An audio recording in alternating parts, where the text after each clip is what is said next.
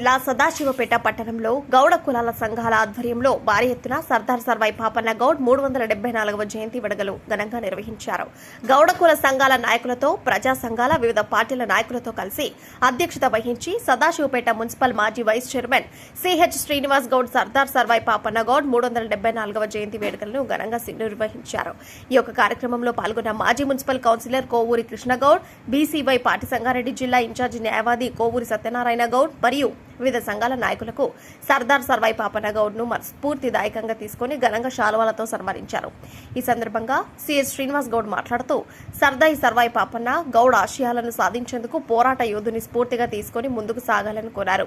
తదనంతరం BCY party Sangareddy జిల్లా incharge న్యాయవాది కోవూరి సత్యనారాయణ గౌడ్ మాట్లాడుతూ 1657లో జన్మించిన పోరాట యోధుడు సర్దార్ సర్వాయి పాపన్న గౌడ్ 374వ జయంతి వేడుకల శుభాకాంక్షలు తెలియజేస్తూ నేటి తరం మొఘల్ సామ్రాజ్యాన్ని ఓడించి రాజ్యమేలిన సర్దార్ సర్వాయి పాపన్న గౌడ్ 27 కోటలను నిర్మించి చరిత్ర సృష్టించిన మహానుభావుడు. బడుగు బలహీన వర్గాల ఆశజ్యోతి శ్రీ సర్దార్ సర్వాయి పాపన్న గౌడ్ అని కొనియాడుతూ బడుగు బలహీన వర్గాల వారందరికీ స్ఫూర్తిదాయకంగా ఉన్న పోరాట యోధుడి జీవిత శైలిని అనుసరించి ధైర్య సాహసాలతో ముందుకు నడుస్తూ అవినీతిని అంతం చేయాలని కోరారు.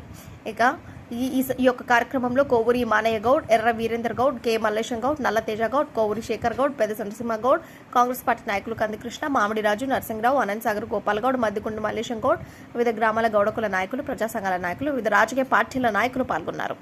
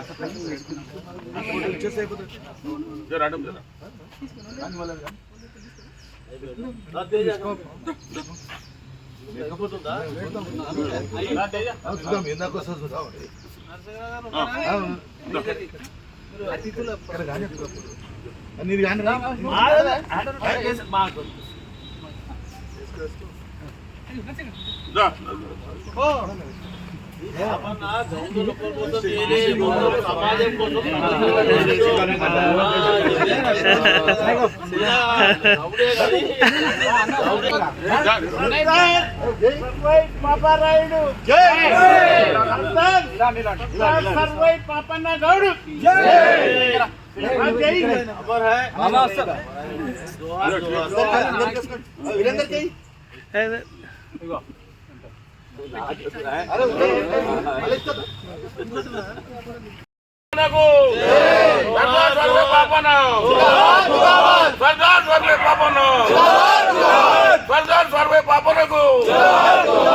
అసలు ఆశయ సాధనకై ప్రతి ఒక్కరు కృషి చేయాలి,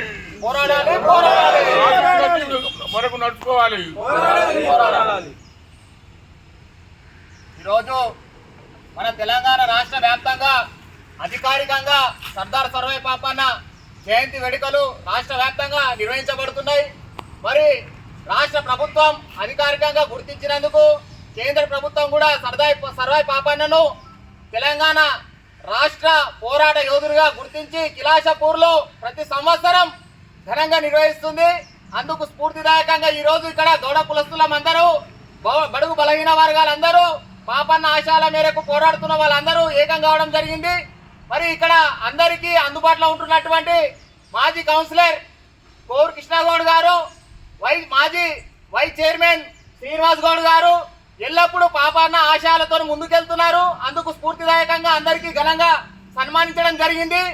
మరి ఈ రోజు మన అందరం పాపన్న ఏ విధంగా ఆ రోజు 1650 సంవత్సరంలో పుట్టి 27 కోటలు నిర్మించిందంటే ఆయన గుండె ధైర్యం ఏంటిది, ఆయన ఆచరించిన రాజనీతి ఏంటిది, మరి వీటన్నిటిని మనం తెలుసుకొని ఈ రోజు నేటి సమాజంలో మరి మనం ఎన్ని కోటలు నిర్మించినాం అనేది ఒకసారి ప్రశ్నించుకోవాలి. మరి ఉన్న కోటలను నాశనం చేసుకుంటున్నామా, కాపాడుకుంటున్నామా? మరి ఆ స్ఫూర్తిదాయకంగా బడుగు బలహీన వర్గాలందరూ కలిసి స్ఫూర్తిదాయకంగా ముందుకెళ్తేనే మనం ఈ సమాజంలో ఆయన పేరు నిలబెట్టిన వాళ్ళం అవుతామని చెప్పేసి ఈ యొక్క ప్రజాక్షేత్రంలో, గౌడ సంఘాల క్షేత్రంలో మీడియా మిత్రుల సమక్షంలో సవినయంగా తెలియజేసుకుంటున్నాం. జై పాపన్న, జై పాపన్న. మన సర్దార్ సాహెబ్ చేసిన సేవలు ఎనలేనివి, ఏనాడు చెప్పుకున్న తరగనివి. అతని ఆశయ మేరకు ఆశించిన విధంగా మనం అందరం నడుచుకొని అతని యొక్క ప్రతి సంవత్సరం జరిగే కార్యక్రమాలను సక్రమంగా నిర్వర్తించి కలెక్టర్ నిర్వర్తించాలని మా యొక్క మనస్ఫూర్తిగా మేము కోరుకుంటున్నాం. మన సర్దార్ సర్వాయి పాపన్న జయంతిని కానీ వర్ధంతిని కానీ అధికారికంగా గుర్తించడం జరిగింది. ఇంతకుముందు ఏ గత ప్రభుత్వాలు ఏగినా చేయలేవు. ఈ ప్రభుత్వం చేసింది కాబట్టి ఆ గౌడ సోదరులందరి తరపున ధన్యవాదములు. సీఎం రేవంత్ రెడ్డి గారికి మాకు గుర్తింపునిచ్చినందుకు ధన్యవాదములు. జై పాపన్న.